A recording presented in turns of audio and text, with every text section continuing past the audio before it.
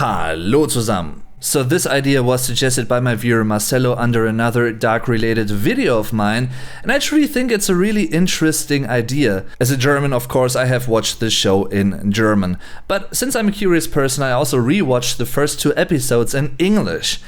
And it was exactly what I thought it would be like, strange. I mean, the voice dubbing wasn't bad in any way, shape or form. It was okay, maybe even good at certain parts that I remember, but that's about it.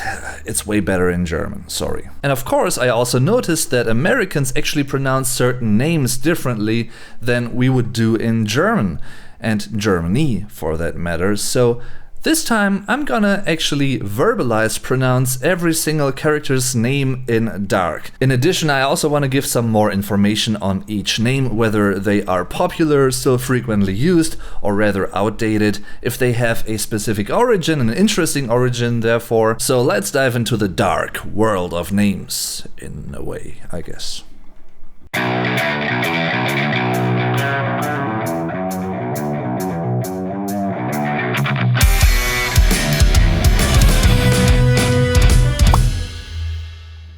So let's start right at the start.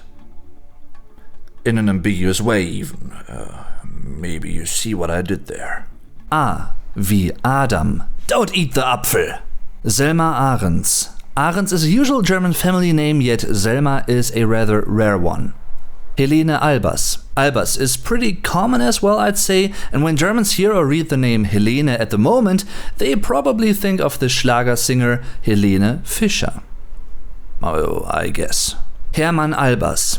Hermann is a pretty outdated German boy's name nowadays, but it was pretty popular back in the day. Katharina Albers. Katharina Nielsen. Katharina is an all-time classic girl's name and still popular today. Clausen. A rather untypical first name, I would say. It rather reminds of a last name. Oh, it is his last name. We don't know his first name. Okay. D wie Doppler, which literally means doubler. A really cool and ambiguous pun in that sense. Bernd Doppler.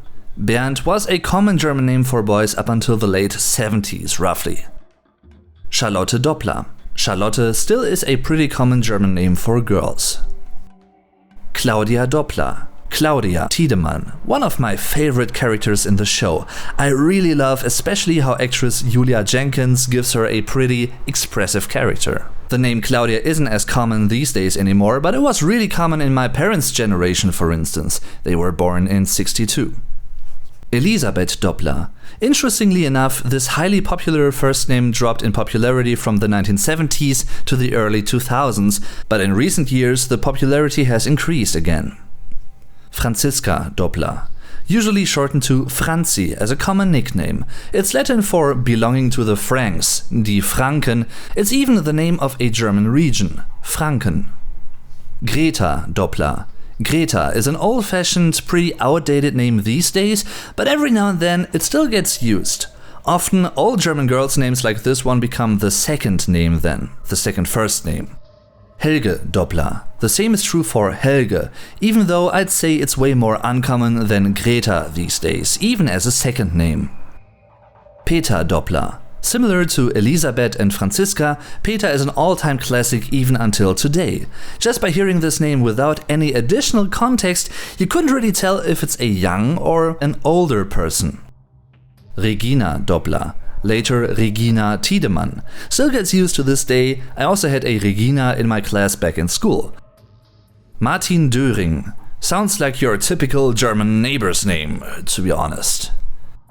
E wie Erna. A rather outdated German girl's name. And Eva, aka Martha. A good example for how the V gets verbalized as an F in most German words. Also for instance in Der Vogel, the bird. Yasin Friese. Friese is pretty German and it reminds of Ostfriesland, another German region with a really distinctive dialect. Also really closely associated with Low German, Niederdeutsch, and the people living there, Ostfriesen. Yasin isn't a really typical German name after all, but of course it can be found pretty commonly in Germany nowadays. Gretchen. Pretty much the minimized form of Greta. The suffix chen is a common ending of minimized German nouns and words. It's still quite outdated though. Edda Heimann. I haven't really come across the surname Heimann in particular, but I definitely know of Heinemann, which was also the surname of a former German president. Edda is quite an unusual name, I'd say. As far as I know, it's linked to the Norse mythology. Justyna Jankowski. Jankowski is a good example for a Polish type of name. I guess the ending "owski" reminds most Germans of Poland anyway. Justyna is a name I have never heard of before, and surprise, it turns out it's the Polish variant of Justine. K wie Kahnwald. Daniel Kahnwald. Daniel is another all-time classic name. Kahnwald sounds like a totally typical German family name, even though I haven't come across anyone with that name yet. Maybe it exists, maybe it doesn't, but even if it doesn't exist, it really sounds like a totally normal, typical, usual, common German last name. German Fußball fans will definitely think of the former German goalkeeper legend Oliver Kahn when they hear this name. At first sight, it could be a German compound word, which is a really common way to create words in German, pretty much combining several words, and in this case it would be two nouns. Der Kahn, singular, die Kähne, plural, the barge, and der Wald, singular, die Wälder, plural, the forest or the woods. So literally speaking, it would be the barge forest family.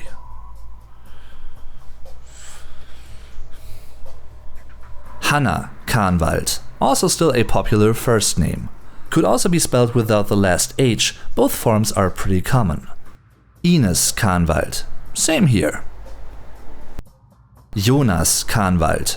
I guess the already very popular German boy's name Jonas might still increase in popularity now that Dark has ended. It's Hebrew for die Taube, the dove, and Greek for das Zeichen, the sign. I'd rather think of him as a sign, a statement against just living without changing your own fate and the fate of the world than, as a dove. I'm sorry, doves. Michael Kahnwald. The German pronunciation of this name is Michael, yet Germans might also use the English nickname Mike. Donata Kraus. Kraus is a totally possible German surname, but I guess Krause is even more common.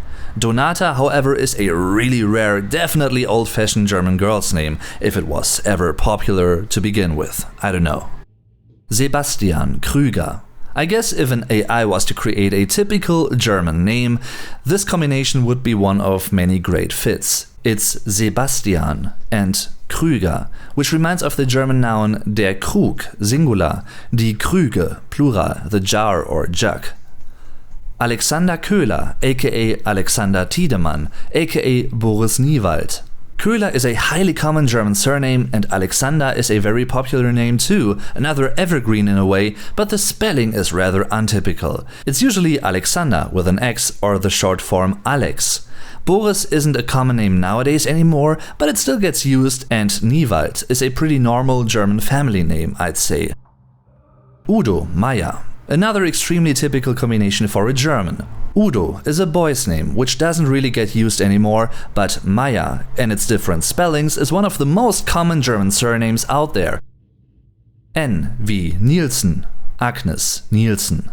Agnes also is really outdated nowadays, and I guess it's safe to say that the family name Nielsen is much more common in northern Germany as opposed to southern Germany, for instance. It's basically a Scandinavian-based German last name. Similar to most German terms ending in en, doesn't matter if it's verbs or other types of words, Germans have a strong tendency to drop the e while verbalizing that suffix. It's Nielsen, not Nielsen. Jana Nielsen, the feminine form of Jan. A cool short name I especially like for some reason. Magnus Nielsen. Really sounds like a typical Swedish name to me, but it would definitely be a common German name too. Magnus as a name might be way more common in Scandinavian countries though. Marta Nielsen. We wouldn't pronounce it like an English TH, it's Marta. As a name, it's still quite popular, but I think it was even more popular a few decades ago. Mikkel Nielsen. Mikkel is quite an uncommon German name, but it definitely exists. It definitely raises attention, but no German would be surprised by a person with this name. Tronte Nielsen. A strange name to my German ears, but a pretty unique one for that matter. It seems to be a typical Norwegian name, but I'm sure you can also find some German Trontes. As you can see, pretty much all these Nielsen names, even though their popularity and frequency might be quite different in Germany, fit to a certain cloud of names, regions, locations, associations, and it just goes to show that no name in a production like this one is chosen totally randomly. Ulrich Nielsen. Ulrich was a common German name up until my parents' generation, I'd say. Boys wouldn't be named Ulrich nearly as often anymore. Mats Nielsen, another Scandinavian type of name. The spelling Mats with a T is also quite common. For instance, one of my best friends at the end of high school was called Mats with a T. O wie Obendorf. Erik Obendorf. Both names are usual German ones, I'd say. Erik has been quite a popular German name for many decades now, and Obendorf sounds like a totally normal German name. Literally translated, it means something like top village or upper village. Jürgen Obendorf. A typical example for a name that wouldn't get used nowadays anymore, but that was really popular just a few decades ago. Again, for instance, in my parents' generation. Kilian Obendorf. Kilian is a name that has become more common in recent years, I'd say, even though it's not a new name by any means. Ulla Obendorf, similar to Jürgen. It wouldn't really get used anymore, but it was a common name back in the day. It's these types of first names that tell Germans about the potential age of a person without having more context. Dr. Reimann. Reimann sounds like a more common German name to me. There's a family Reimann that became famous for having moved to Texas a few years ago, and they were being filmed for German television while doing that. Dr. Schaller reminds me of the German noun der Schall, singular, die Schalle, plural, acoustic noise. Would be a great name for a German Ohrenarzt, an otologist or ear specialist. Ulla Schmidt. Common sounding name in that it was also the name of a German politician. The family name Schmidt, English Smith, related to the noun and the occupation der Schmied, the smith, belongs to the most popular and frequent German family names ever. Clara Schrage. Yep, sounds like another totally common German person to me. For instance, my grandparents' former neighbors were Familie Schrage. T wie Tannhaus. Gustav Tannhaus. Gustav still gets chosen as a boy's name today, but it was way more popular and common in previous decades. The surname Tannhaus is a reference to Tannhäuser, a back then well-known German Minnesänger, a minstrel, and lyrica, lyricist who lived in the 13th century AD. He's not to be confused with the medieval Tannhauser ballad, though. There are other potential references that could also come into play here, for instance the first syllable Tann, reminding of die Tanne, singular, die Tannen, plural, the fir trees. And actually it could also refer to the Tannhäuser Gate in Blade Runner, which works as a time-warping portal sort of thing. Heinrich Tannhaus. Heinrich was an extremely common and popular name for boys many decades ago, for instance in my grandparents' generation and even before that. Leopold Tannhaus. Leopold reminds me of old kings' names, still is a common popular name for boys, and maybe even for pets like cats. Rhyme. Marek Tannhaus. Marek isn't a totally typical German name, it's rather a Slavic type of name, I'd say, but it can be found in Germany as well. His wife is Sonja Tannhaus, and well, Sonja is still a pretty popular name in Germany. Hanno Tauber. Hanno is a rather outdated German boy's name related to the name Johannes, but Tauber is still a pretty normal German family name. Fun fact, Hanno shares its name day with Adam and Eva, December 24th. Him being the incarnation of Noah Tauber is a good example of how all these names and characters are interconnected on a name and religiously based level in this case. In addition, the name Hanno basically contains the name Noah. You can keep the left over N, by the way. Bartosz Tiedemann. Bartosz is a Polish boy's name, and it's Tiedemann, not Tiedemann or Tidy Man or something like that, I don't know. Really strange to hear this name sort of get name butchered in English, sorry. It's not an overly popular or common German last name, but it definitely exists. Certain sources of my research suggest an origin in der Teufel, the devil, and in German, der Mann is the man, so it might be something like the devilish man, or even the devil in a human disguise, I don't know. Apart from that, it's also the name of a Western Prussian noble family or bloodline.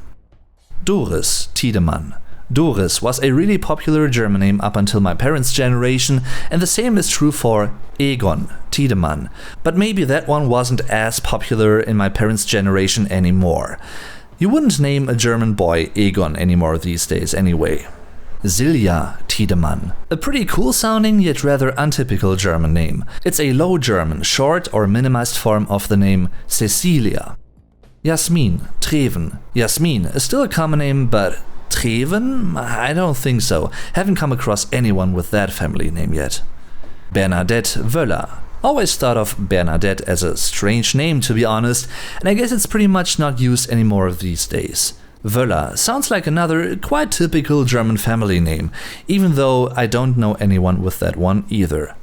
And Torben Wöller. Still a rather common German boy's name in comparison, I'd say. Again, it's mostly used in northern Germany and also in Scandinavia.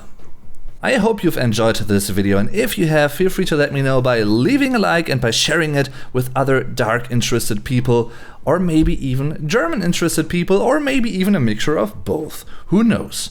I hope I haven't missed too many characters, if any at all. I am not too sure, but yeah, I hope I covered most of them here. So, hope you learned something interesting, maybe something you didn't know before.